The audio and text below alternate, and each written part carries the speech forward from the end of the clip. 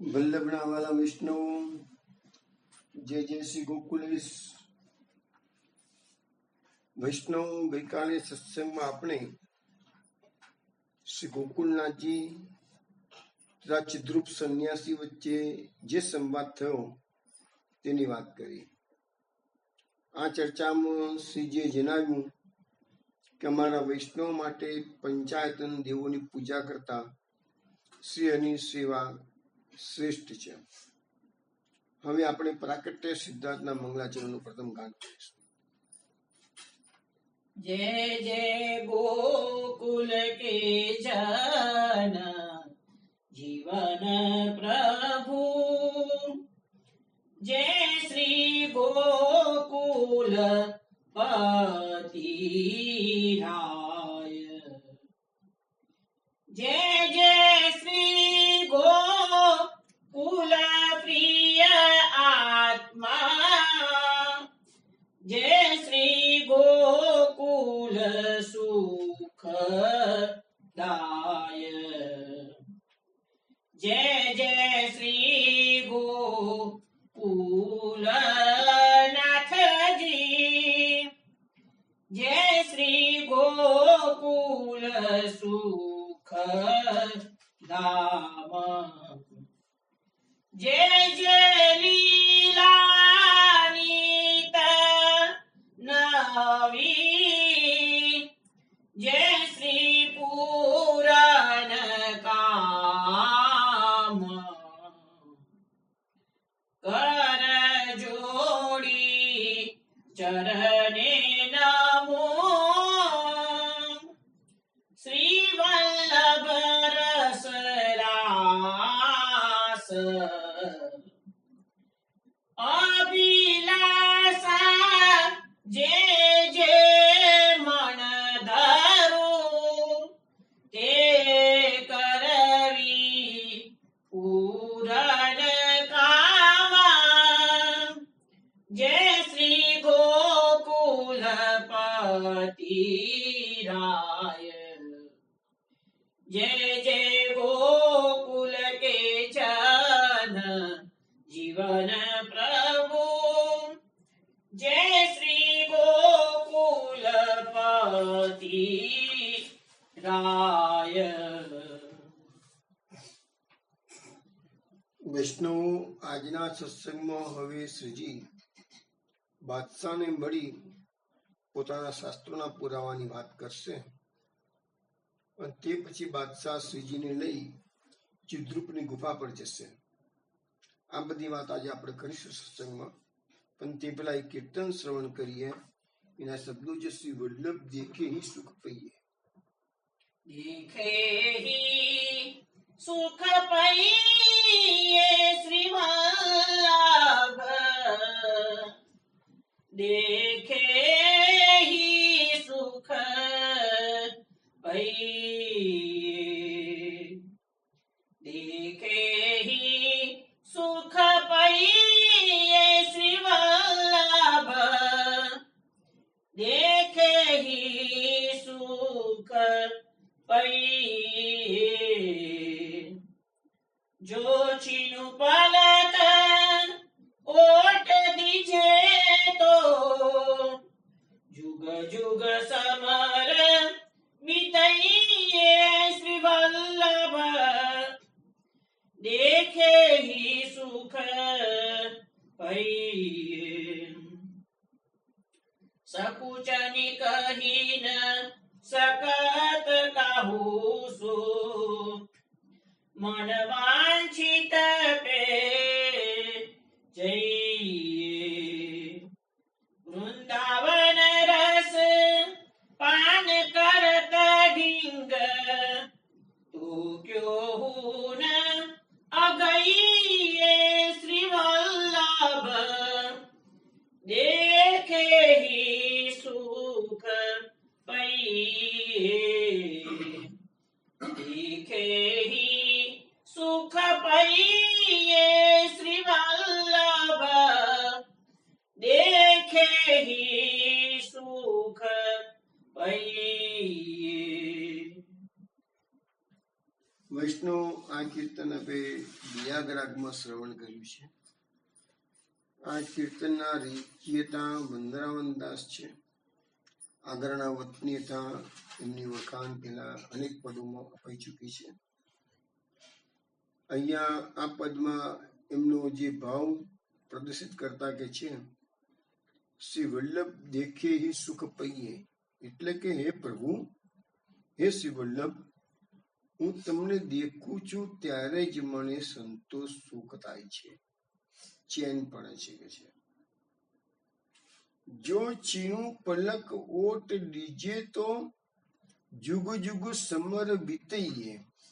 હે પ્રભુ, તમે પલકવાર પણ જો મારા જોવામાં આવતા નથી, અથવા તો આંખની પાપડ પડી જાય એટલી વાર પણ મને તમારા દર્શન ન થાય તો જુગ જુગ વીતી ગયા એમ લાગે. આપણે ગોપીચરણનો જે ભાવ હતો ને, એમાં શ્રી કૃષ્ણ પરમાનંદમ આસિદ ગોવિંદ દર્શને ક્ષણમ યુગ સતમ ઇવમ યશામ વિન વિના ભવત, એવો એક શ્લોક છે ભાગવતમાં. એમાં એમ કે છે ક્ષણ પણ 100 યુગ જેવી લાગે છે. એ જ ભાવ અહીંયા પ્રદર્શિત કરવામાં આવે છે કે પલક પડે છે તો પણ કે જે જાણે કે જુગો જુગો વીતી ગયા હોય એવું લાગે છે.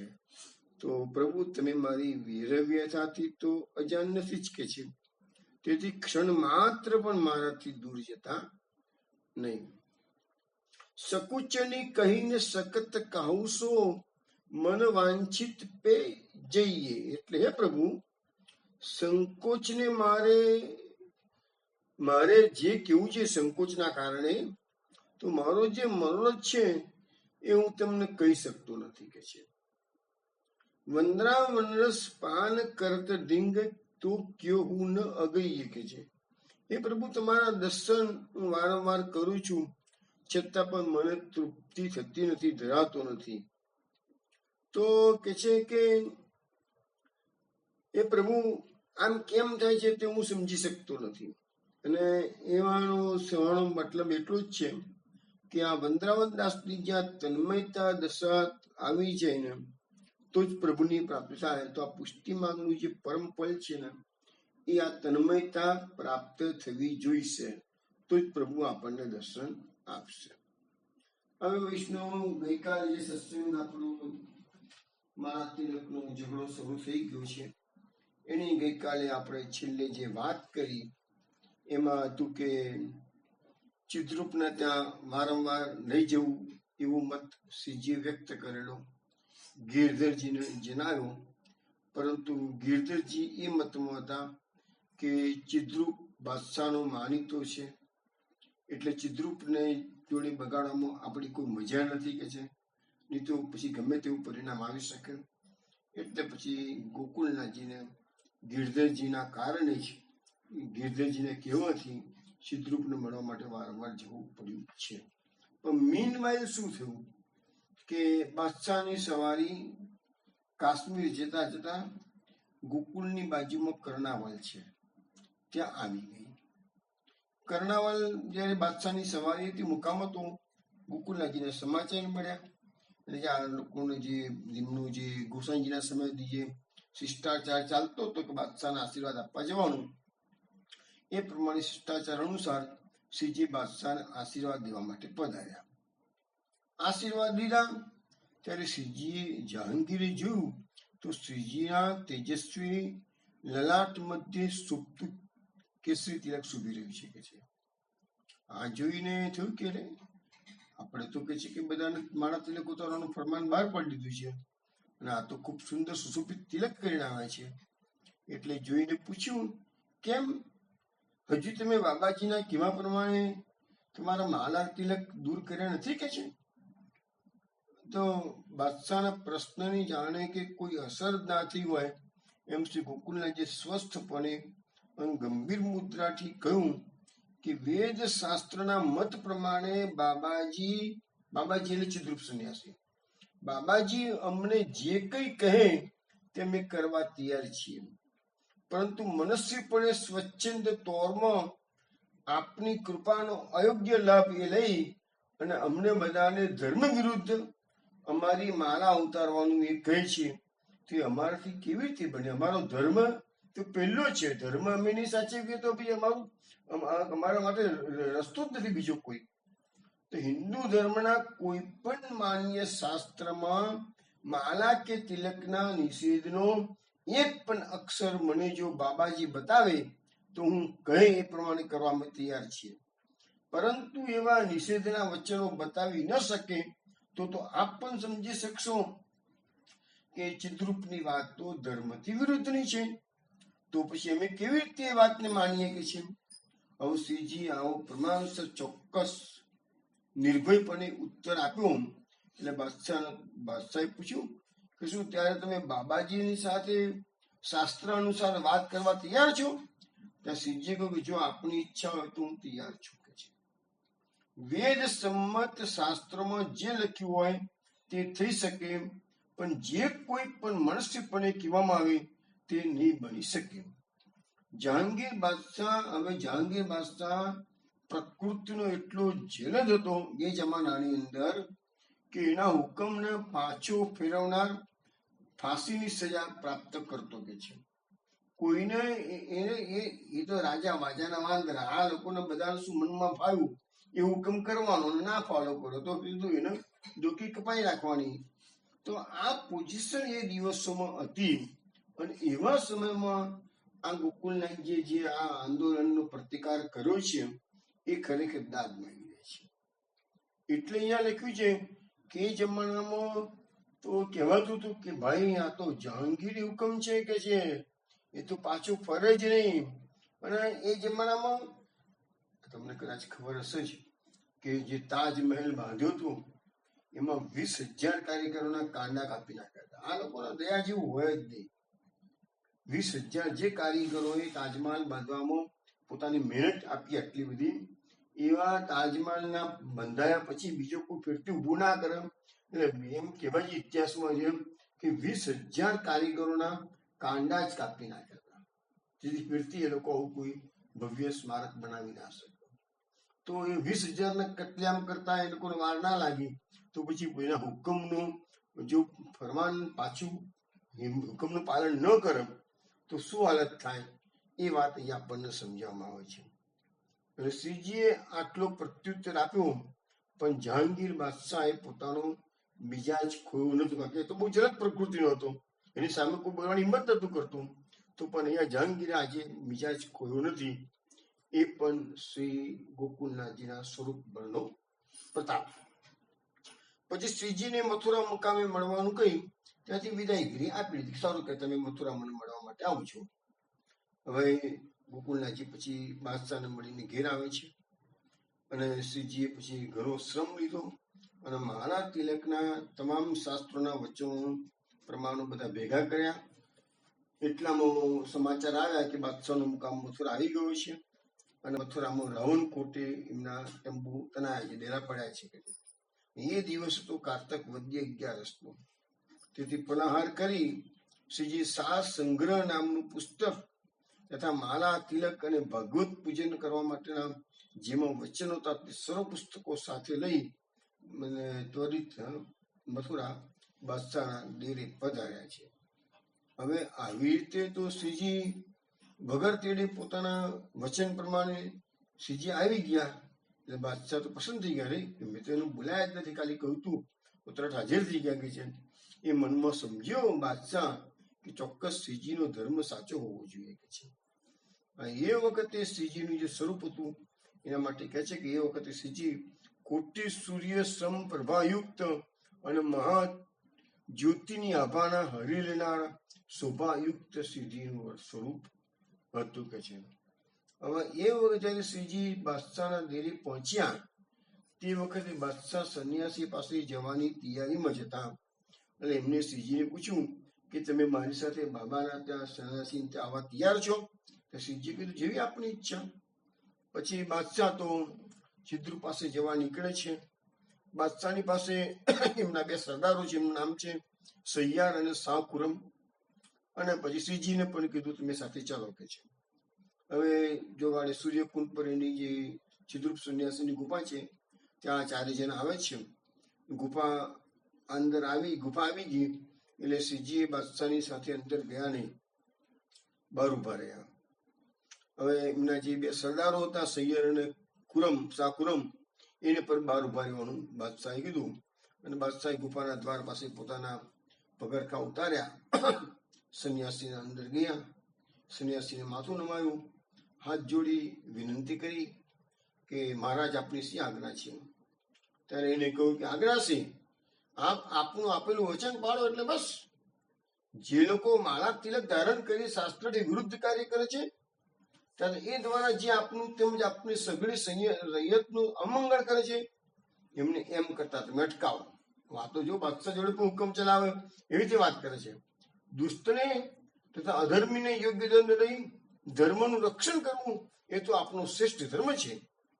ત્યારે બાદશાહે કહ્યું, બાબા શ્રી ગોકુલનાથજી બહાર ઉભા જ છે, તો તમે એમ સાથે વાત કરો ને. ગોકુલનાથજી તો એવું કે છે કે તમારું કેવું એ જે કે છે ગોકુલનાથજી એ શાસ્ત્ર અને ધર્મ અનુસાર છે, અને એ જે કઈ ગોકુલનાથજી કે છે એ બધું વેદ શાસ્ત્રમાં લખેલું છે. અને એમ કે છે બાબા જે કે છે એ વેદ શાસ્ત્રમાં લખ્યું હોય તો જ હું કરવા તૈયાર છું કે છે. માટે તમે કહો બાબા, તો ગોકુલનાથજીને ભીતર અંદર બોલાવો. આ સાંભળતા સંન્યાસીએ વિચાર કર્યો કે શાસ્ત્રની રીતે વાત કરીએ શું તો હું ગોકુલનાથજી સામે ફાવી શકીશ નહીં. કારણ કે એની પેલા બાદશાહને ખબર નથી કે એની પેલા ગોકુલનાથજી ગીતાજી નહીં અને શાસ્ત્રોના બધા પ્રમાણો ચિદ્રુપને આપી આવ્યા હતા. ચિદ્રુપને ઠંડો પાડી દીધો હતો. એટલે ચિદ્રુપને એટલી તો ખબર પડી ગઈ હતી કે હું વાદ વિવાદમાં શાસ્ત્રાર્થમાં ગોકુલનાથજીને હું પહોંચી વળીશ નહીં કે છે. હવે જો ગોકુલનાથજી અંદર આવે અને ગોકુલનાથજી વન પછી એક શાસ્ત્રના સિદ્ધાંતો બતાવવાનું રજૂ કરે તો બાદશાહને ભલે કશી સમજણ ના પડતી હોય, એટલું તો ખ્યાલ આવે ને હાવભાવ પરથી તો કે કોણ સાચું છે અને કોણ ખોટું છે. અને આખા હિન્દુસ્તાનનું તંત્ર ચલાવનારું હોય એટલો માહોલ તો કમસે કમ હોય જ. તો ચિત્રુપ પણ સમજી ગયું કે મારું અજ્ઞાન જ આમાં તો બહાર પડી જશે. તેથી એને કહ્યું કે ગોકુલનાથજીને અત્રે બોલાવવાની કાંઈ જરૂર નથી. તમે અંદર બોલાવશો તો ધમાલ થઈ જશે કે છે. શાસ્ત્રની વાત કરવામાં ફાયદો શું છે કે છે. એમાં તો કોઈ ચોક્કસ નિરાકરણ આવવાની શક્યતા જ નથી કે છે. કારણ કે દરેક માણસ પોતાના મતને વળગી રહે છે. માટે બાદશાહ જહાપનાને કહે છે કે તમે શરૂઆત છોડી ફક્ત તમે તમારું વચન પાડો, અને તમે તો સત્તાના બળથી એમની માલા ઉતરાવી શકો છો કે છે. વાદ વિવાદ કરીને ખાલી થૂમ પડાવવાની કોઈ જરૂર ખરી કે છે. અને બાદશાહને કહે છે કે જિંદગીની અભિલાષા વાળો એવો કયો માણસ છે કે જે બાદશાહના હુકમનું પાલન ના કરે, ઉલ્લંઘન કરે કે છે. માટે જહાપના આ બાબતમાં નાહકનો સમય ગુમાવશો નહીં. તમે એકદમ માળા ઉતારવાનો હુકમ કરી દો કે છે. અને સંન્યાસી જયારે આવી રીતે શાસ્ત્રનો વાત કરવાની ના પાડી અને ફક્ત પોતાના છડીના જોરથી જ શ્રીજીની માલા ઉતારવા માટે જહાંગીરને જયારે પ્રેશર કર્યું, ત્યારે સાનો બાદશાહ સમજી ગયો કે ચિદ્રુપની માગણી શાસ્ત્ર અને ધર્મ અનુસાર નથી. પણ બાદશાહ લાચાર હતો, કારણ કે પોતે વચન આપી ચૂક્યો હતો અને એ તોડવું એને યોગ્ય લાગ્યું નહીં. કારણ કે ઓલરેડી આ પ્રતિબંધની અસરો ઘણી ખરાબ શરૂ થઈ ગઈ હતી. ગોકુલનાથજી મક્કમ હતા એટલે, બાકી બીજા બધા વ્રજમાં બીજા સ્વામીજીઓ અને બીજા અનેક વૈષ્ણવો હતા, એ બધાને ઘણું સહન કરવું પડ્યું હતું. હવે બાદશાહ પીછેહટ કરે કેવી રીતે? એટલે એને સંન્યાસીને ફરીથી પૂછ્યું કે શ્રી ગોકુલનાથજી જે કરે છે તે શાસ્ત્રાનુસાર કરે છે કે પોતાની સ્વચ્છંદી ઈચ્છા પ્રમાણે કરે છે? ત્યારે દુષ્ટ સંન્યાસીએ કીધું, શાસ્ત્રથી બાદશાહને કહ્યું, બાદશાહ શાસ્ત્રથી અજાણ હતો એટલે દુષ્ટ સંન્યાસીએ કહી દીધું કે શાસ્ત્રોમાં તો બ્રાહ્મણને માટે હું કહું છું એ જ કરવાનું કહું છું. માટે લોબી ટૂંકી વાતો છોડો અને તમે ગોકુલનાથજીને સીધો હુકમ કરી દો કે માલા ઉતારી દો. અને માલા ઉતારશે તો સર્વ કોઈ વૈષ્ણવો જે રહી ગયા છે બાકીના, એ બધા એની પાસે માલા ઉતારી દેશે કે છે. હવેથી મારી પાસે તમે ગોકુલનાથજીને લાવશો નહીં. આ ચિદ્રુપ જે બાદશાહની જોડે પણ દાદાગીરી કરતો હોય એવી રીતે વાત કરે છે. હવે જહાંગીર બાદશાહના મનમાં શું હતું કે શ્રીજી અને સંન્યાસી વચ્ચે જો શાસ્ત્ર વાત થાય તો સત્તાનો ઉપયોગ કર્યા સિવાય શાંતિથી તકરારનું નિરાકરણ આવી જાય. પણ આ તો એ તો કહ્યું એ પ્રમાણે બની શક્યું નહીં, કારણ કે શાસ્ત્રાર્થની તો સંન્યાસી ના પાડી દીધી. સંન્યાસીને તો ફક્ત બાદશાહને પ્રેશર એટલું જ કર્યું કે સત્તાના જોરથી તમે શ્રીજીની માળા ઉતરાવો અને પોતાનું વચન પાળો. ત્યારે બાદશાહ વિચારો પડી ગયો કે મારા પિતા અકબર તો શ્રી ગુસાઈજીને ઘણું માન આપતા હતા, એને ગોકુળ ગામ એમને આખું લખી આપ્યું, ગોચારણ માટે જમીનો બધી આપી શકે છે, મારા પિતાશ્રી આટલું બધું આ કુટુંબ માટે કર્યું શકે છે, અને એ જે એમના વૈષ્ણવ પંથ માટે મારા પિતાશ્રી ઘણી રુચિ અને પ્રીતિ બતાવેલી છે, તો હું કહે છે એ જ શ્રી ગુસાઈજીના પુત્ર ગોકુલનાથજી પર એમનો ધર્મ છોડાવવા માટે કેવી રીતે જો હુકમી કરી શકું. બાદશાહ સાનો હતો એટલે એને ખ્યાલ આવ્યો કે મારા પિતાશ્રી જયારે આ લોકો આટલું બધું માન આપતા હતા તો હું કેવી રીતે કે આની સાથે ખરાબ રીતે વર્તન કરી શકું કે છે. પરંતુ બાદશાહ સમજી ગયા હું આ સંન્યાસીની જાળમાં ફસાયો છું, મેં એને વચન આપી દીધું છે, હવે મારે શું કરવું, કેવી રીતે પીછેટ કરવી કે છે.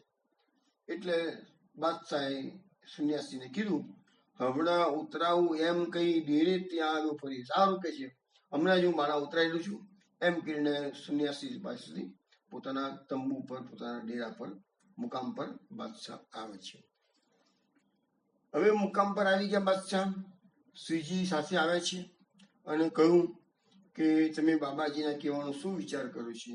મુકામ પર આવ્યા પછી શ્રીજી ગોકુલનાથજીને પૂછે છે. એ તો કહે છે કે ગ્રંથમાં માલા અને સ્વરૂપ સેવા લખી જ નથી.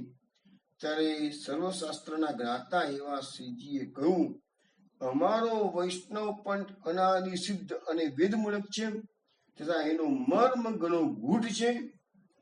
આ અમારો પંથ કોઈ આધુનિક કે નૂતન નથી, પરંતુ પરંપરાથી ચાલુ આવે છે. જો બાબાજી આ પંથને નૂતન કહેતા હોય, નવો છે, તો જુઠ્ઠું છે અને એ બાબતમાં એ કઈ સમજતા નથી. માટે એ બાબતમાં આપ જેવા ચતુર બાદશાહે હાથ ગાળવું યોગ્ય છે. એને કહી દીધું કે તમે આમાં વચ્ચે ના પડો તો સારું, કારણ કે આ વસ્તુ શાસ્ત્ર સંમત અમે લોકો કરી રહ્યા છીએ. આ સાંભળી બાદશાહે જરા ઊંચા અવાજે કહ્યું તો શું તમે એનું કહ્યું નહીં કરો. ત્યાં શ્રીજીએ જવાબ આપ્યો जिनको कहो देशाधिपति सब करे आपने जान, ताको कहो और प्रजा सब वे क्यों न करे प्रमाण. હવે કે છે કે એનું કહ્યું દેશાધિપતિ જયારે કરે પોતાનું માની દેશાધિપતિ પણ એનું જો કહ્યું કરતો હોય તો તાકો કયો ઓર પ્રજા, તાકો એટલે એનું કહેલું અને બીજી તો બી પ્રજા કેમ એને માની નહીં કે છે. પણ કેમ ના માને, માનશે, બધા માનશે કે છે, પણ એ હમ કહતે ધર્મ ન્યાય જે કશું ઉચિત હોય સો કહો હમ કીજીએ જે પ્રમાણે સબ કોઈ. તમે એના કહેવાથી બાદશાહ પ્રમાણે પ્રજા બધાને માનશે કે છે, પણ અમે તો ધર્મના ન્યાયમાં જે ઉચિત છે એ જ પ્રમાણ જે વેદોમાં છે એને જ અમે તો માનીશું. વેદ શાસ્ત્ર પુરાણમાં એક અક્ષર નિક્ષેષ હોય, મારા તિલક નિષેધકો એ બતાવે જો કોઈ. એને કીધું કે અમારા સનાતન સંપ્રદાયમાં વેદો અનાદિ સિદ્ધ છે, પહેલાથી જ છે. તો એ વેદ શાસ્ત્રમાં કે અમારા પુરાણોમાં એ જે કે છે મારા તિલકનો નિષેધનું એનું એક અક્ષર પણ જો કોઈ બતાવે તો અમને કોણ કે છે, અમે એની વાતને માનવા તૈયાર થઈ છીએ કે છે. પણ શાસ્ત્ર સંમતો એ જ વાત અમે માનીશું, બાકી વાત અમે માનીશું નહીં. આ પ્રમાણે ગોકુળના જે હિંમત અને ધૈર્યથી બાદશાહની આગળ પોતાનો મુદ્દો રજૂ કર્યો અને માળા તિલક સંબંધી શાસ્ત્રોના જે પ્રમાણો પોતાના પુસ્તકોમાં ઉતારી લાવ્યા હતા એ પુસ્તકો એમને બાદશાહને બતાવીને કહ્યું યામે જો હોય તો કીજીએ, એ દેખીએ ચિત્ત સારી. આ બધા હું શાસ્ત્રોના પ્રમાણ લઈને આવ્યો છું, આમાં તમે જોઈ લો કે છે અને તમે તમારું વિચારો કે શું કરવું જોઈએ તમારે કે છે આમાં. હવે અથવા તો જો આપ આપની મરજી પ્રમાણે બીજા પંથના પુસ્તકો મંગાવો તો મંગાવો, અને એમાં જે કરવાનું લખ્યું હોય તે કરવાની આજ્ઞા કરો કે છે. ભૂપે કહ્યું મંગવાય પોથી કરે કો કા કોઈ, મેં કરત હું ઉनको કહ્યું તુમ કરો હમ કહે સોય. ભૂપે એટલે બાદશાહે કીધું આ બધી પોથીઓ મંગાવીને હું શું કરવાનો છું કે છે? હું તો તમને એટલું જ કહું કે એને જે કહ્યું છે તમે કરો, બસ. અસુર વચન આવેશું, હઠ ચઢ્યો નૃપતેની વાર, શ્રીજીએ એ સમય જોઈને ન કર્યો કઈ નિર્ધાર. હવે શ્રીજીને ખ્યાલ આવી ગયો, બાદશાહ અત્યારે આસુરાવેશમાં છે અને પેલા સંન્યાસીની જળવણીથી એની વાતોમાં આવી ગયો છે કે છે. એટલે સમય સૂચકતા વાપરી અને પછી એમને કહું કે અત્યારે બાદશાહને જોડે બહુ જીવાજોડી કરવામાં મજા નથી. અને આ રીતે બાદશાહને હથ પર ચડેલો જોયો અને શ્રીજી સમય સૂચકતા વાપરીને એક વખત તો શાંત રહ્યા. હા કે ના કશું કહ્યું નહીં. બાદશાહની રજા લઈ પોતાને ઘેર ગયા. એ સમયે ધર્યું હોત તો શ્રીજીએ બાદશાહનું વચન ઉલ્લંઘન કરી અને પ્રચંડ પ્રતાપ દેખાડી દિગ્વિજય કર્યો હોત. પરંતુ તમને બધાને ખ્યાલ છે જ કે ભગવાનની લીલા કેટલી વિચિત્ર છે, ભગવાન જાણે.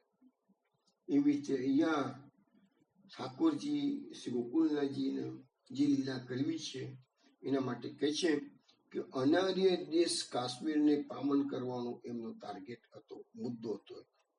એ ઉપરાંત સ્વરૂપ બળે ત્યાં એવા અનાર્ય દેશ કાશ્મીરમાં જે દૈવી જીવોનો અંગીકાર કરવાનો પણ એમની ઈચ્છા હતી ગોકુલનાથજીની. અને આ રીતે પોતાના સ્વયંનો વિસ્તાર તથા ભક્તિ માર્ગનો વિજય ઘોષ કરવાની નિજ ઈચ્છા હતી. શ્રીજીએ તે સમયે બાદશાહને કોઈ પ્રત્યુત્તર કે પ્રત્યુત્તર આપ્યો નહીં કે પ્રતિકાર કર્યો નહીં કે છે. હવે આ જુઓ, ભગવાનને કરવું છે તો કેવી કે લીલાઓ થાય છે તમે જુઓ, એક એક સ્ટેપ કેવા બને છે. હવે આ બાદશાહ અને શ્રીજી વચ્ચે તંબુમાં, બાદશાહના શાહી તંબુમાં આ ડિસ્કશન ચાલતું હતું. તે વખતે બાદશાહના તંબુની બાજુના તંબુમાં રાયસંગ ભુરટિયાની દીકરી માનબાઈ બેઠેલી હતી. માનબાઈ એટલે કોની? રજપૂતાની છે અને બાદશાહની બેગમ બની ગઈ હતી. બાદશાહની બે જમાનામાં તો બાદશાહોને જેવી ગમે એની જોડે લગ્ન કરી દેતા હતા. તો એ રાયસંગ ભુરટિયા એ રજપૂત, એની દીકરી એ બાદશાહ સાથે પરણેલી હતી, બાદશાહની માનીતી હતી, બાજુના તંબુમાં બેઠેલી હતી. એ રાજપૂતાણીને આ બધો સંવાદ સાંભળવા મળ્યો બાજુમાં બેઠા બેઠા. એટલે એની વાતચીત પરથી માનબાઈએ જાણ્યું કે સંન્યાસીની ચેડવણીથી બાદશાહ અત્યારે ગોકુલનાથજી પાસે તકરાર કરી રહ્યો છે અને અત્યારે કંઈક ને કંઈક નવા જૂની કદાચ થઈ જશે કે છે. એટલે માનબાઈ તો શ્રીજીની સેવક હતી નહીં, બ્રહ્મ સંબંધ દીક્ષા કે નામ નિવેદન કશું લીધું નતું કે છે. પણ એક એના મનમાં શ્રીજી માટે ભક્તિભાવ ઉપજ્યો. ભલે એને શ્રીજીના દર્શન પણ નથી કર્યા, ખાલી બહુ બધો વાતો સાંભળી હશે, પણ બાજુમાંથી જે અવાજો આવતા હતા એનાથી એનામાં શ્રીજી માટે ભક્તિભાવ ઉપજ્યો. એકદમ એ પોતાના તંબુમાંથી બહાર નીકળી અને બાદશાહની માં મરિયમ જમાની બીજા તંબુમાં બેઠેલી હતી, એની પાસે કતારે લઈને દોડી ગઈ પેલી માનબાઈ અને એને કહી દીધું, જો બાદશાહ અમારા ગોકુલનાથજીને માલા ઉતારવા માટે હવે પછી કશું બી પ્રેશર કર્યું છે ને કે તું આ કતાર મારીને અપઘાત કરીને મરી જઈશ કે છે. એટલે એની માને કહી દીધું, ધમકી આપી દીધી કે બાદશાહને કહી દઉં કે અમારા ગોકુલનાથજીને અક્ષર કહેવાનું નથી કે છે. શ્રીજી કેવું પ્રતાપબળ કામ કરે છે, તમે વિષ્ણુ જુઓ ભગવાનની લીલા કેવી છે. પોતાના કાર્યની સિદ્ધિ અર્થે એ રજપૂતાણીના મનમાં પ્રેરણા આવી ગઈ. આવી પ્રેરણા સાક્ષાત પ્રતાપબળ પ્રભુ પોતાના ભક્તોને બતાવે છે. આસુરી જીવોને એવું કઈ દેખાતા, પેલો બાદશાહ તો આસુરી હતો એટલે એને પ્રતાપબળ ભગવાને દેખાડ્યું નથી કે છે, કારણ કે એને એમાં વિશ્વાસ આવે પણ નહીં. આપણા ભાગવતમાં પ્રસંગ આવે છે, શ્રી કૃષ્ણ ભગવાને જરાસંઘને ઘણું પ્રતાપબળ દેખાડ્યું, મોટો પ્રતાપબળ કહું તો એક રાતમાં આખી દ્વારકા ઉભી કરી અને મથુરાના નગરજનોને એક રાતમાં દ્વારકા શિફ્ટ કર્યા છે, એટલે દૂર સમુદ્રની વચમાં. હવે આનાથી મોટો પ્રતાપબળ બીજું કયું હોઈ શકે? તો એ જરાસંઘને ખ્યાલ નથી આવતો કે આ સાક્ષાત શ્રી કૃષ્ણ એ સાક્ષાત ભગવાન છે, કૃષ્ણસ્તુ ભગવાન છે એ માનવા તૈયાર નથી થતો અને એમ માને છે ભગવાન તો નિરંજન નિરાકાર હોય એટલે એમના દર્શન થતા નથી. અને પૃથ્વી પર તો આ શ્રી કૃષ્ણ આવ્યા છે એ તો કોઈ ગોવાળિયાનો છોકરો છે કે છે, એ બધી માન્યતાઓ લઈને બેસી ગયેલો છે જરાસંઘ. એટલે એને એના પ્રતાપ બળનો ખ્યાલ એ જમાનાનો શ્રી કૃષ્ણ પૂર્ણ પુરુષોત્તમ તોય ખ્યાલ નથી આવતો. તો પછી અત્યારે તો હળહળ કડીકાળ છે આ તો કે છે. તો ભગવાનને જયારે પોતાના ભક્તનું કાર્ય કરવું હોય ત્યારે એને પ્રેરણા કરી કાર્ય કરાવે છે. આવા ગુપ્ત રીતે બતાવેલા પ્રતાપ બળને જોડે અસુર લોકો જાણી શકતા નથી. ભક્તજનો તો જાણી લે છે કે મારું એ કાર્ય ભગવાને જ કર્યું છે.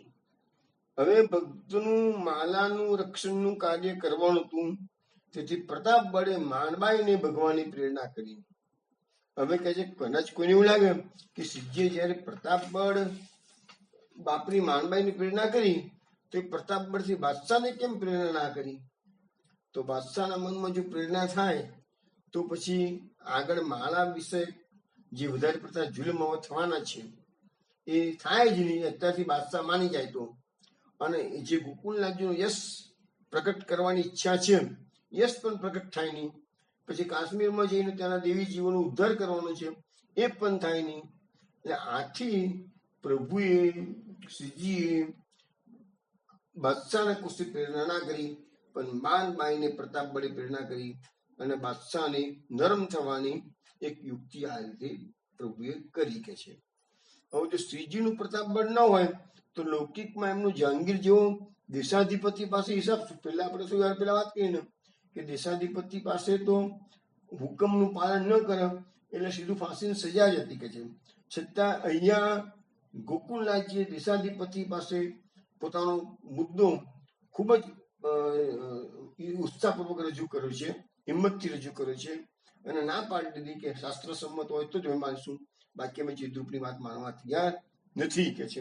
તો પણ એ જાતનો મલેચ્છ બાદશાહ રાજ્યના મદમાં છકેલો, તો પણ એને શ્રીજીની શરમ પડી કે પોતાનો હુકમ તોડવો શ્રીજીએ, તો પણ આટલા વિવેકથી શ્રીજી સાથે વાત કરે છે, એને તો બળજબરી વાપરી નથી. તો આ પણ શ્રીજીનો એક અલૌકિક પ્રતાપ છે કે છે. હવે માનબાઈએ જઈ અને પેલી બાદશાહની અહીંયા મરિયમને કહ્યું એટલે એ સાંભળીને મરિયમ જમાની પણ ગભરાઈ ગઈ અને તરત જ એની નૂરમોહલ નામની દાસીને જોડે બાદશાહને કહેવડાવી દીધું, એક જીવ દુઃખી કિયા ભલા કે દુનિયા જો પાવે દુઃખ, જગત કો દુઃખ દે એક કી કહા ખોએ રાખે રૂખ. એટલે એને બાદશાહને મેસેજ એવો આપ્યો, એક જીવ તમે દુઃખી કરો કે આખા જગતને દુઃખી કરવું એ સારું છે કે છે. તું ચિદ્રૂપની વાત નહીં માનીશ તો એક જીવ દુઃખી થશે, પણ ચિદ્રૂપની માણસ માનીશ તો આખી દુનિયા દુઃખી થશે. તો એક જીવને દુઃખી કરવો છે કે તારે આખી દુનિયાને દુઃખી કરવા છે એ વિચાર કે છે. અને જગત કો દુઃખ દેખ કે એક કે કહા કહે હોય રાખે રૂખ, અને તું આખા જગતને દુઃખ આપી અને ખાલી એકનું માન વધારવું ચૂકે છે. આવો માતા તરફથી સંદેશો બાદશાહને પેલી દાસીએ આપ્યો. ये मानवतियों कहती हैं जो हिंदवाणी हम, जात આપની છોરી કે તુર્ક કે ની તુમ. અરે તારી માનબાઈ એવું કે છે હું તો હિન્દુની સ્ત્રી છું, હું તો હિન્દુ છું કે છે. હું મારી જ્ઞાતિને છોડી અને તમારા સાથે લગ્ન કરીને આવી છું કે છે. हमारो कहो जो बादशाह मानिए नहीं आज, तो कुन बासबे मिली जबर करी हूँ जे को कहा काज. जो આજે બાદશાહ અમારી વાત નહીં માને કે છે તો અમારે જબરી કરી જબરજસ્તીથી મરી જઈશ કે છે, અને જીવીને અમારે કામ શું છે કે છે. શ્રી ગોકુલનાથ કો તુમ કહોગે કશું જબ, એ નિશ્ચય કરી અમારે જીવનો નહીં અબ. જો તમે ગોકુલનાથજીને પણ કશું કહી દીધું તો નિશ્ચય માની લેજો કે અમે જીવવા માંગતા નથી કે છે. और ये बड़े हैं आप इनकी दुआ लेनी आज. अरे गोकुलनाथ जी तो महान છે, તમે એના આશીર્વાદ માંગે છે. બે દુઆ ઇનકી લીજીએ સો કહા ઇતનો કાજ. અને જો તમે એની બદ દુઆ લેશો કે છે તો તમારું કયું કાજ તમારું સરસ પછી એમ કે છે. તો આ માનબાઈ એ દેવી જીવ હતી, પરંતુ મલેચ્છના ત્યાં લગ્ન થઈને ગઈ એટલે એને દીક્ષાનો અધિકાર રહ્યો નતો. એટલે શ્રીજીએ એને મારા સંબંધમાં સ્વરૂપ બળી ખાલી પ્રેરણા કરી અને એવી રીતે ઇનડાયરેક્ટલી એની સેવાનો અંગીકાર પ્રભુએ કર્યું છે. પછી બાદશાહે કહ્યું કે ગોકુલનાથજી અને બાબાજી જો એક મત થઈ જાય તો સઘળી તકરારનો અંત આવી જાય. મારે તો ફક્ત એટલું જ જોઈએ કે મારું વચન છે. છેવટે બાદશાહ બરાબરનું મુશ્કેલી મુકાઈ ગયું છે. ત્યારે કરવું શું? હવે સાપે સચિંદર ગળી લીધું છે, પણ કરવું શું? બાદશાહ ઊંડો વિચાર કરીને પોતાનો જે સરદાર હતો આસફ ખાન અને ઇકબાલ ખાન એ બેને બોલાવ્યા તરત જ અને હુકમ કર્યો કે તમે ગોકુલનાથજી તેડી હમણાં બાબાજી પાસે જાઓ કુવાની ગુફામાં અને બાબાજીનું કેવું સાંભળી ગોકુલનાથજી પાસે એ પ્રમાણે કરાવો અને ઝઘડાનો અંત લાવી દો. ગમે તેમ તો આ બેના વચ્ચે સમાધાન કરાવી દો અને આ ઝઘડાનો અંત લાવો. નિકેત કરી કે તુમ આયો, એને સોલ્યુશન લાવીને તમે આવજો કે છે, સઘળું પતાવી દેજો. ત્યારે નૂર મોહલે આસફ ખાનને કહ્યું તેની વાર એક વેરવા લઈ જઈ કે તું ડારો બાટ ઉતાર. એટલે પછી કહી દીધું કે આસફ ખાનને કે તમે સીધી ત્યાં લઈ જાઓ અને બંને વચ્ચે વાત કરીને વાતનો નિવેડો લાવો. હવે બાદશાહનો હુકમ થતા આસફ ખાન તથા ઇકબાલ ખાન શ્રીજીની લઈને એની ગુફા પાસે ગયા છે. એમને સાથે લઈને બધા સંન્યાસીની જોડે વાત કરે છે. ચિદ્રુપને આસફ ખાને પૂછ્યું કે બાબાજી તમારે શું ગોકુલનાથજીની બાબતમાં શી તકરાર છે અને એમાં તમારે શું કહેવાનું છે?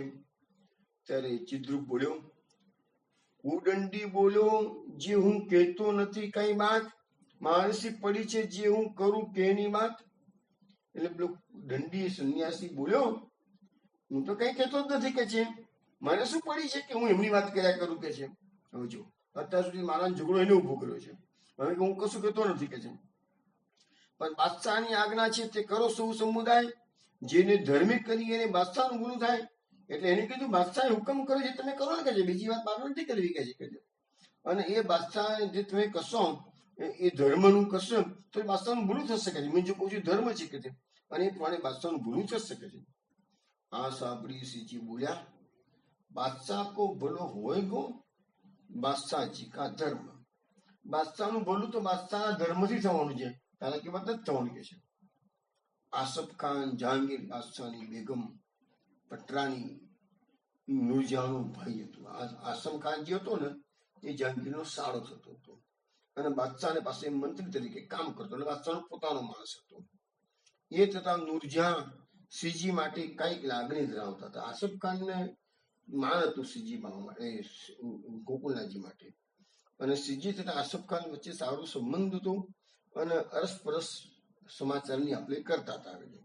આ પ્રસંગે લાભ જોઈ સંન્યાસીને દબાવવા આસફ ખાને એમ કહ્યું, તું એકલો મતી કર બાત, કાઉ શું મિલી બાત કર બાદશાહ ગધાઈ કો પાઠ, તું યો મતી જાને બાદશાહ મેરા ભયાય આજ, તાતે ગોકુલનાથ શું મતી કરે એસો કાજ. એટલે આસફ ખાને દમદાટી આપતી પેલાને કહી દીધું કે તું સારી રીતે શાંતિથી વાત કર કે છે, તું એમ ના માન લે કે બાદશાહ મારા થઈ ગયા છે કે છે એટલે હું મન માની કરું શકું છું કે છે, તું ગોકુલ સાતસો મતી કરે એસો કાજ, તો એવો ખરાબ વર્તાવ તું ગોકુલનાથજી પાસે કરીશ નહીં, બાદશાહ મારા છે એમ માની લે કે છે, તું એની જોડે વ્યવસ્થિત વાત કર કે છે. ત્યારે સંન્યાસીએ કહ્યું, મારે શું છે એમાં? અરે હું ક્યાં ગોકુલનાથજીને માલા ઉતારવાનું કહું છું કે છે, એમને ફાવે એમ કરે ભલે કે છે. સંન્યાસી અહીંયા જો આસફ ખાન આવે છે તો સંન્યાસી સીધી રીતે વાત કરે છે, એમને ફાવે એમ કરે કે મને કશું વાંધો નથી કે છે, હું મારા ઉતર વાત કરતો નથી કે છે. અરે ગોકુલનાથજીને 11 માળા ફેરે મારું શું જામે છે કે છે?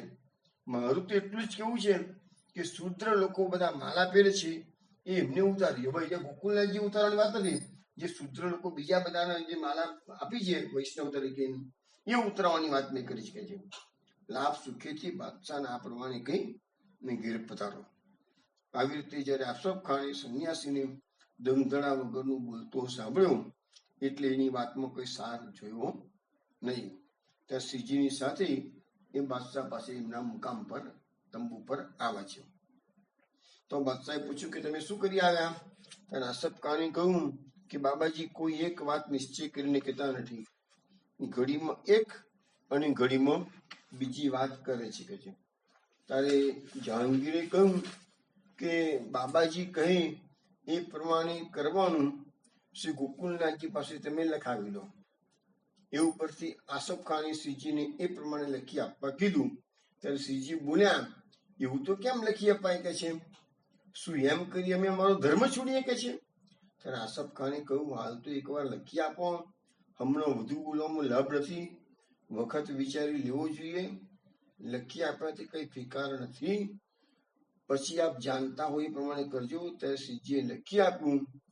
પછી ચતુરાય શિરોમણી લખી આપ્યું છે તે એમ, શાસ્ત્ર ઉચિત કહેંગો સોઈ કરેંગે હમ, વેદ પુરાણ શાસ્ત્ર કી બાત માનેંગે હમ.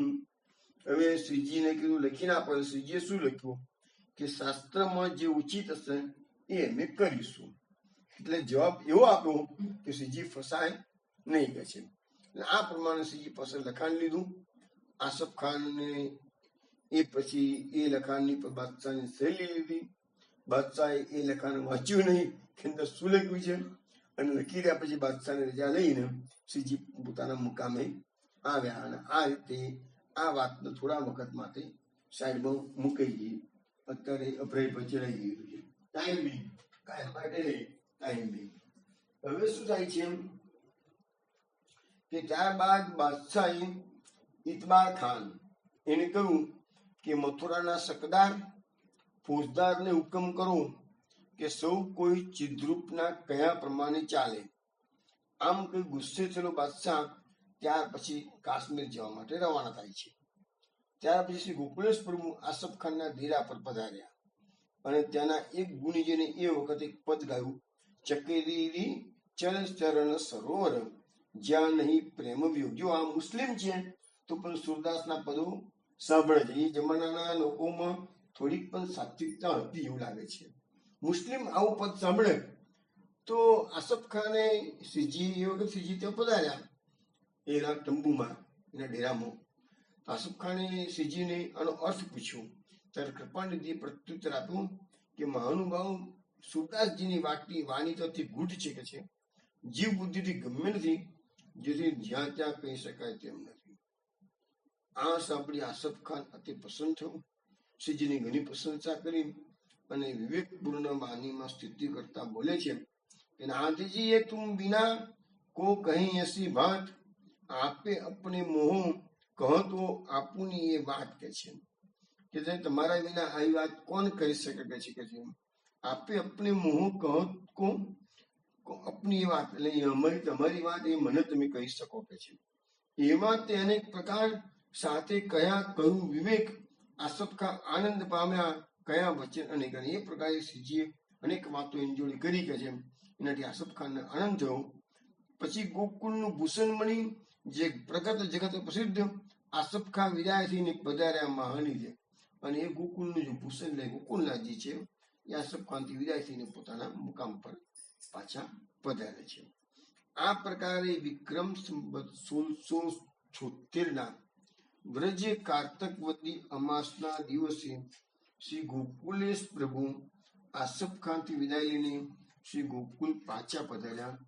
અહીં સર્વત્ર અતિ ઉત્સાહ સહિત આનંદ પસરી ગયો. હવે પછી તો બાદશાહ કાશ્મીર જાય છે અને ગોકુલનાથજી પધાર્યા છે ગોકુલમાં.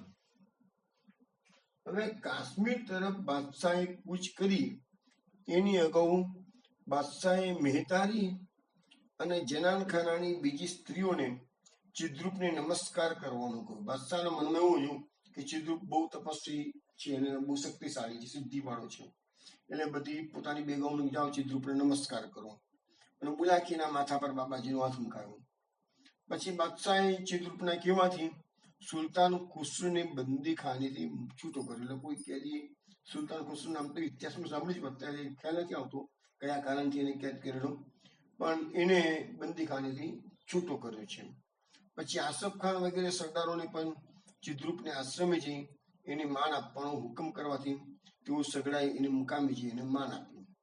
આવી રીતે જહાંગીર જેવો બાદશાહનો ખાસ પક્ષપાત હોય એ પછી ચિદ્રૂપ સંન્યાસી અભિમાની કેમ ના કરે, તો પછી એ સામાન્ય પ્રજા એના ત્રાસ, એને સામાન્ય પ્રજા પર એ ત્રાસ કેમ ના ગુજારે? એને એમ જ કે મારા એવું કોઈ છે જ નહીં કે છે. હવે એક પ્રસંગ અહીંયા એવો આપે છે કે ખ્યાલ આવે છે કે એ જમાનામાં બાદશાહોના વચનને ઉથાપનારની શું હાલત થાય છે એની વાત અહીંયા બતાવવામાં આવે છે. એટલે ખ્યાલ આવે કે શ્રીજીનો પ્રતાપ બળ કેવો હતો કે બાદશાહનું પણ એની આગળ જોર ચાલતું નતું. એક સમયે નૂરમોહનનો બનેવી કે જે 5000 સિપાહીઓનો સરદાર હતો તે ચિદ્રુપની ગુફાએ મથુરામાં ગયો. બાદશાહના હુકમથી ચિદ્રુપના રક્ષણ માટે રાજ્યના સિપાહીઓ ગુફાની બહાર બેસી રહેતા હતા અને તેઓ ચિદ્રુપની આજ્ઞા સિવાય કોને ગુફામાં જવા દીધા હતા નહીં કે છે. હવે જયારે આ સરદાર હતો 5000 સિપાહીઓનો સરદાર એ ગુફાના દ્વાર પાસે ગયો એ સિપાહીઓ એને રોક્યો, પણ એ તો સરદાર હતો 5000 સિપાહીઓનો બી, એટલે એને તો બધા સિપાહીઓ જે બીજી ફરજવાળા સિપાહીઓ બીજા હતા એ સિપાહીઓને બાજી પર હસેલી અને સીધો બાબાજી પાસે અંદર ગુફામાં આ સરદાર જતો રહ્યો અને હાથમાં મધુપાનનો પ્યાલો લીધો, એટલે કે દારૂ છે, સારી ભાષામાં કહીએ તો દારૂ એને હાથમાં પ્યાલો લીધો અને બાબાજીને કહેવા મળ્યું, બાબાજી સો તું ही है तो ही को कहीं बोले सबे प्यालो नहीं આગળ ધરો મેરે હાથ કો તું લે આવ્યો. પેલો બરાબર રસ્તામાં હતો એટલે બાબાજીને કહે છે તને બધા તુકારાથી જ બોલાવે છે કે છે, ચાલ તું પણ મારા હાથનો આજે શરાબ પી લે કે છે. મલેચ્છ સંગે સફળ થયું બાદશાહ કે એ પાસનું એને અનુસાર કે ફળ થયું સંન્યાસનું. હવે મલેચ્છના જોડે રહેતો હતો એટલે એનો અસર મલેચ્છની અસરો એના પર આ સરદાર પર આવી ગઈ અને સરદારનું પછી સરદારના કારણે એ સંન્યાસીને પણ એ ફળ મળ્યું, પણ એ પીધું કે નથી પીધું એવું નથી લખ્યું, પણ એ ફળ એને મળ્યું કહે છે. એટલે એ સરદાર પછી તેથી નીકળી અને બાદશાહને મળવા માટે દિલ્હી જાય છે. તે દરમિયાન સંન્યાસીએ બાદશાહને લખી દીધું કે આ તમારો સરદાર આવી અને મને દારૂ પીવડાવવાનો પ્રયત્ન કરતો તો મારું અપમાન કરતો હતો કે છે. એટલે પોતાના માનીતા સંન્યાસીનું અપમાન થયું એ સાંભળ્યું એટલે બાદશાહને ઘણો ક્રોધ ચડ્યો અને પેલો જે સરદાર હતો એને એકદમ મારી નાખવાનું હુકમ કર્યો. એ જમાનામાં એની વાત ના માને ફટાકડીને સજા થતી હતી કે છે, તો મારી નાખવાનો હુકમ કર્યો.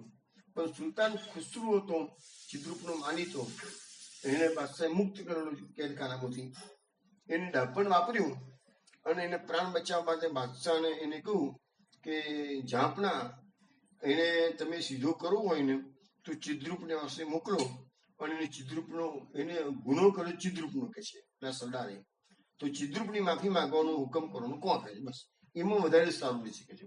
જેનો ગુનો કર્યો છે એની માફી માંગે તો એનો પ્રોબ્લેમ સોલ્વ થઈ જાય કે છે. તો ખુસરુએ ત્યાં સર્વ સમાધાન કહ્યું તો પછી આપણે કે શું કરાય મારવાની શી જરૂર છે કે આટલામાં ચિદ્રુપનો ગુનો કર્યો છે ને ચિદ્રુપ માફી માંગ્યા આવે છે. બાદશાહના રીતે શાંત પડ્યા. પછી આ સલાહ યોગ્ય લાગવાથી એને સખત જાપતાથી ચિદ્રુપ પાસે મોકલી આપવામાં આવે છે અને કેવડમ કે તમે તમારી મરજી પ્રમાણે શિક્ષા કરજો કે છે. આથી ચિદ્રુપ ગુસ્સે છેવટે એને મારી નાખાયો કે છે. અને આ રીતે પાપી બાદશાહને ગંભીરીને અનેક અધમ કાર્ય આ સંન્યાસી કરતો હતો અને એને માટે આવા કામોમાં એ બાદશાહનો ઉઘાડો પક્ષપાત જોઈ સર્વ પ્રજા હાહાકાર કરવા લાગી. હવે આવો સંન્યાસી કે પેલાને એક નાનકડી બાબતમાં મૃત્યુદંડની સજા આપી દીધી કે છે. તો આ પ્રસંગ ત્યાં એટલા માટે લેવામાં આવેલું છે કે બતાવવા માંગે છે કે જેમાં બાદશાહનો ફરમાનો કેવા હતા કે એક સેકન્ડમાં તો માણસને મારી નાખતા હતા કે છે. છતાં ગોકુલના જે આટલો બધો પ્રતિકાર કર્યો તો પણ બાદશાહે એની સામે કોઈ કડક પગલા લઈ શક્યા નથી. એમનો પ્રતાપ બળ હતો. હવે આપણે આપણો પ્રસંગ આગળ ચલાવીએ એની પહેલા એક ધોળપદ આપણે શ્રવણ કરીશું.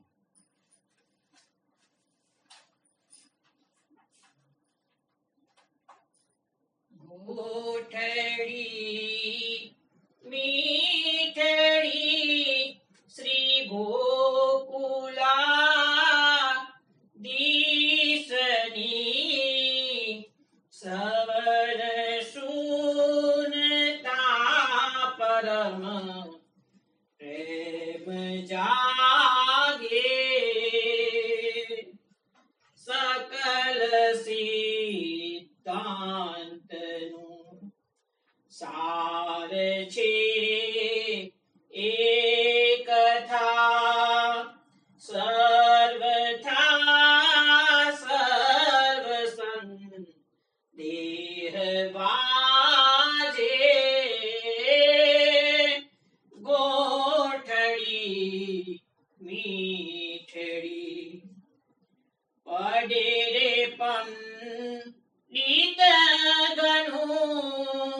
ગાંગરી ગાંગરી પાંગરી બુદ્ધ પછી કરે રે ચર્ચા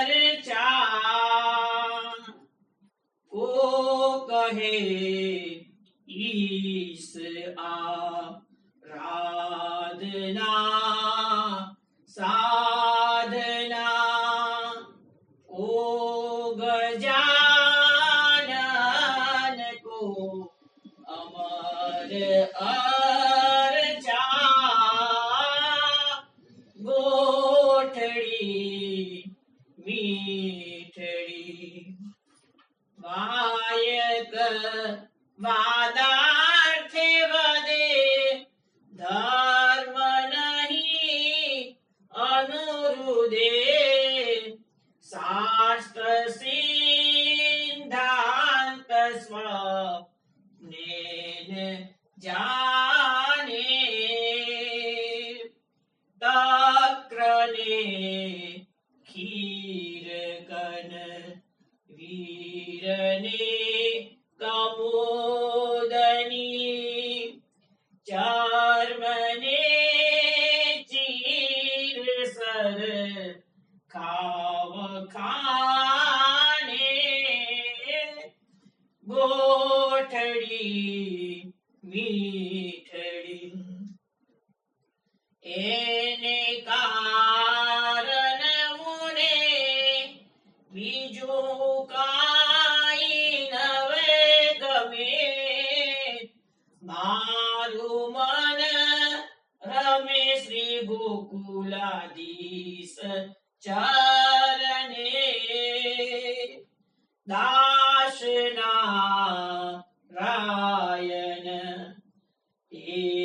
એરેવા તો વિના આડપમ પાડ કેમ ગરુરે કરણે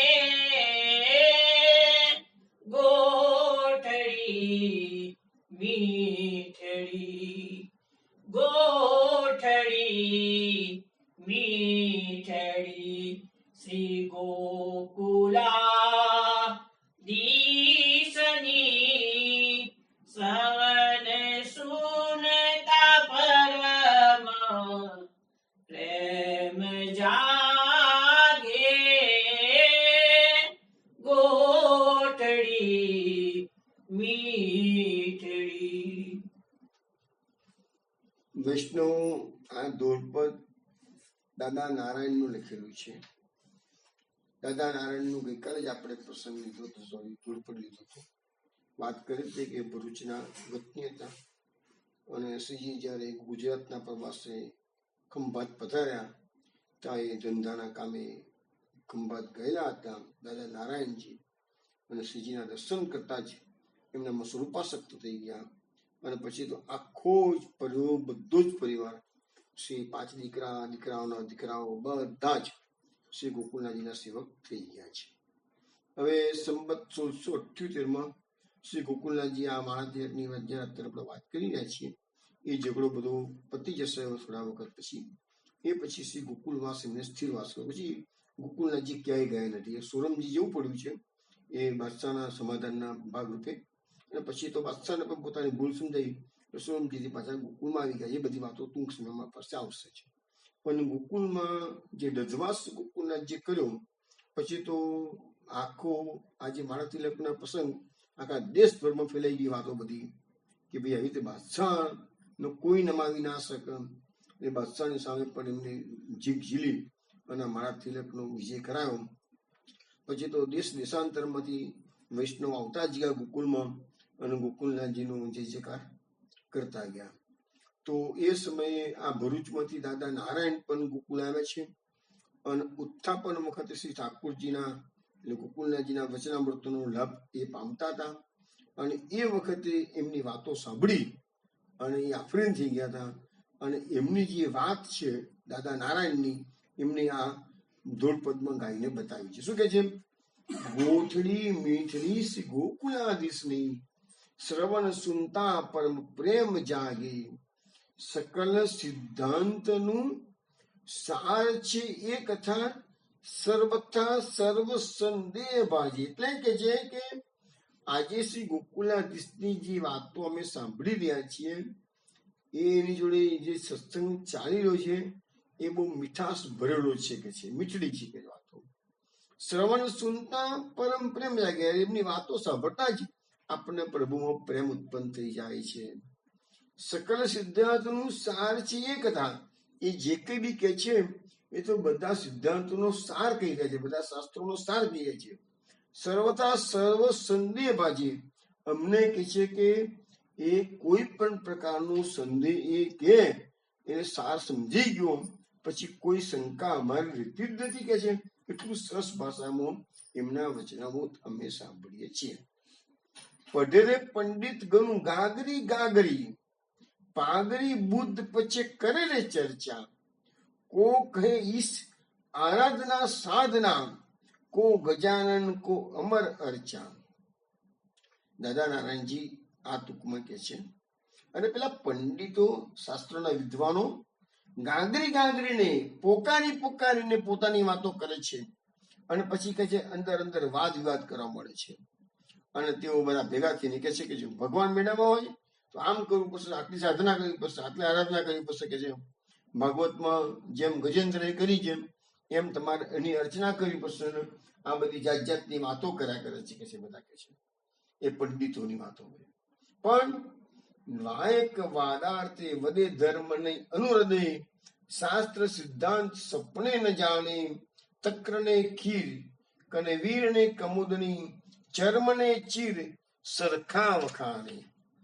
એ કે છે કે એ પંડિતો ભલે શાસ્ત્રોની મોટી મોટી વાતો કરતા હોય પરંતુ પ્રભુ પ્રાપ્તિ તે લોકોને થયેલી હોતી જ નથી.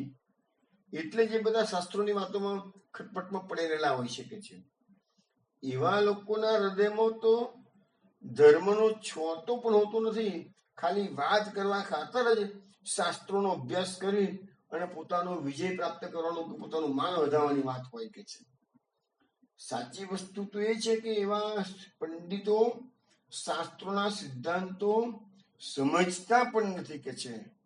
એમને મન સત્ય શું છે ખબર જ નથી પડતી. એ લોકોને ખાલી શાસ્ત્રોમાં વાતોમાં રચ્યા પચ્યા રહે છે કે છે. સારું શું, ખરાબ શું, ઉત્તમ શું, કનિષ્ઠ શું, એમની પરખ એ લોકોને હોતી નથી કે છે. એટલે સુધી કીધું છે કે તક્ર ને ખીર. તક્ર એટલે છાસ, અને છાસ ને ખીર ને પણ એ લોકોને તફાવત ખબર પડતી નથી કે છે. એટલે મીન્સ કે સત્ય ને સત્યની ખબર પડતી નથી. કનવીર ને કમોદની. કનવીર એટલે ખુશ્કી, જે ભૂસું આવે છે એ, અને કમોદની એટલે કે ચોખા. તો એ લોકો તો કહે છે કે ખુશ્કી અને ચોખાને ભેગા કરી નાખે એવા છે આ બધા કહે છે પંડિતો કહે છે. ચર્મ ને ચીર સરકાવા કાઢી. ચામડું હોય અને વસ્ત્ર હોય બધું એ લોકોને સરખું જ લાગે છે. એ લોકો તો ખાલી શાસ્ત્રોની જ વાતોમાં રસ હોય છે પણ એ શાસ્ત્રોનું એ લોકો પાલન કરતા નથી કે છે. એને કારણ મુજે બીજું કાંઈ ન ગમે, મારું મન રમે શ્રી ગોકુલાધીશ ચરણે. દાસ નારાયણ એરે વાતો વિના, આડ પંપાળ કેમ ધરુરે કરને. એટલે શું કે છે કે આવી મતલબ કે આવી અજ્ઞાનતા મને તેઓ જોડે અજ્ઞાન, બધા અજ્ઞાની જીવો છે, ભલે શાસ્ત્રના જાણકાર છે પણ સાચી વસ્તુ એ લોકોને ખબર નથી. એટલે એવાની સાથે તો મને કઈ બેસવાનું મન પણ થતું નથી. તો મારું મન તો સદા સર્વદા શ્રી ગોકુલનાથજીની મીઠડી મીઠડી ગોઠડીમાં જ રમે છે કે છે. બીજાઓની આડ પંપાળને હું સાંભળતો નથી. એટલે કે એવા પંડિતોની વાતમાં હું આવતો નથી. હું એમની વાતને ધ્યાનમાં પણ લેતો નથી. કારણ કે મારું મન તો સદા સર્વદા અમારા શ્રીજીની ચરણ કમળમાં રમ્યા કરે છે. મને તો શ્રીજીની જ વાતો સાંભળવાનું ગમે છે. એવા પંડિતોની વાતો મને ગમતી જ નથી. તો વૈષ્ણવો, આ દાદા નારાયણજી આ પદ આપણને સમજાવ્યું છે. એક જ આશ્રય શ્રી ગોકુલનાથજીનો રાખવાનો. ગોકુલનાથજી જે સૃષ્ટિના સેવકો છે એ લોકો માટે શ્રી ગોકુલનાથજી સર્વસ્વ છે. અને ગોકુલનાથજીના વચનામૃતમાં આપણો દૃઢ વિશ્વાસ રાખવાનો અનુરોધ દાદા નારાયણજી આપણને બધાને કરે છે. વિષ્ણુ આ માળા તિલકનો પ્રસંગની વાતો ખૂબ સુંદર સુંદર છે. હજુ આપણે ઘણી કરવાની બાકી છે. હવે કાલે આજે સમય થઈ ગયો છે એટલે કાલે રાત્રે 8 વાગે આપણે મળીશું અને આગલા પ્રસંગો જોઈશું. ત્યાં સુધી જય શ્રી ગોકુલેશ.